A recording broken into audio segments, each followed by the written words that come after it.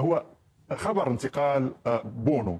أخبار انتقالات اللاعبين تتسارع بوتيرة متصاعدة مشاهدينا. مفاجآت نادي الهلال السعودي مستمرة خلال سوق الانتقالات الصيفية لهذا العام. فمحبوب الجماهير صاحب الابتسامة اللطيفة النجم المغربي ياسين بونو، حارس عرين أسود الأطلس، حارس نادي إشبيلية الإسباني، يتصدر اسمه اليوم حديث المنصات بعد أن قيل إنه على بعد خطوة من الانضمام إلى نادي الهلال. فابريزيو رومانو المعروف الصحفي الإيطالي الخبير في سوق الانتقالات ذكر أن الهلال أنهى اتفاقه مع إشبيليا من أجل ضم بونو مقابل 19 مليون يورو كرسوم ثابتة إلى جانب إضافات لتصل الصفقة إلى 21 مليون دولار أو يورو. وتابع يتم حاليا مناقشة الشروط الشخصية مع اللاعب حول عقد مدته 3 سنوات، ومن المتوقع أن تنتهي الأمور مساء اليوم. لننتظر إذن.